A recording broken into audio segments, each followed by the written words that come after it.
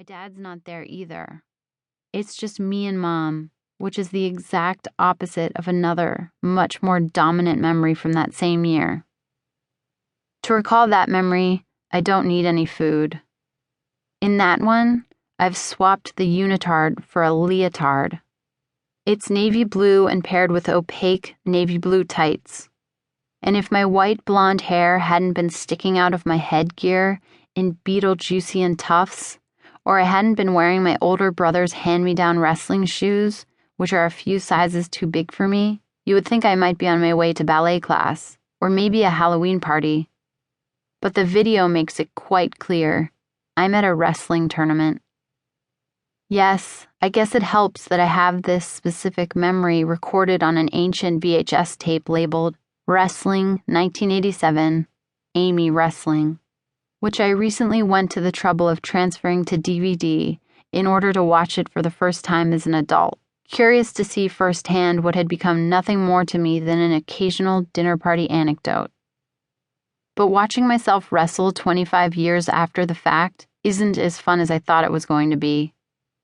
Right before the match, I'm issued a red Velcro anklet, which the referee uses to direct points to the proper wrestler, e.g., 2 points red. A green one goes on the ankle of my opponent, a little boy in a black singlet with red trim.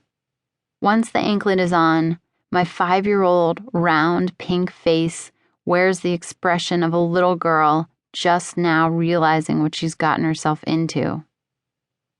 A woman whose face we can't see and whose gravelly voice and unrushed manner of speaking brings to mind so much of my rural Pennsylvanian hometown, actually says to my dad, "Your daughter doesn't look too enthused." My dad, perhaps suddenly realizing the same thing, calls out to me cheerfully, "Honey bun." I turn and look at him/the camera with impatience, my young face telegraphing, "What do you want now, Dad?" Dad. To describe him as a wrestling fanatic with a day job as an obstetrician-gynecologist doesn't quite cut it. His brand of fanaticism went so much further than the relatively passive act of attending matches and collecting memorabilia. No, Dad's love for wrestling required endeavors such as buying us a regulation mat for our basement, draining, via syringe, my brother's teammates' cauliflower ears in our kitchen, and journeying by train and rented van, Dad doesn't fly, to Seattle, Washington, from our home in western Pennsylvania in order to attend, as spectators, the wrestling portion of the Goodwill Games held there in 1990. The tape cuts away, so that in the next scene I'm standing on the mat facing my competitor.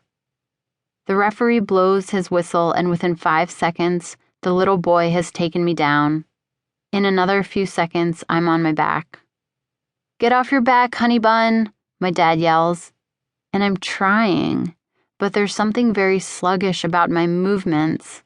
I seem dazed. This isn't how it went when I'd practiced at home on our regulation mat. For most of the struggle, the referee is thankfully blocking the camera, but for a brief moment, he moves out of the way and you can see my face. I'm still on my back, attempting to bridge by shoving my chin into my chest, my face all scrunched up and red. I'm on the verge of tears. My expression doesn't say athlete, but rather a child thinking, "This is annoying. Get this kid off me." And within a few more seconds he will be, because I'm pinned. The match is over. I wish the story ended here, but it was a wrestling tournament, and for those of you who aren't familiar with a sport, most tournaments are double elimination. So I have to lose one more time before I can hang up my leotard. When I step out on the mat for my second match, there's something notably different in my demeanor, in the way I hold myself. I know what I'm in for this time. This time, after I shake hands with a little boy in orange, and before the whistle blows, I squat down as low as I can, my butt inches from the mat, a position that makes it harder for my opponent to take me down. And this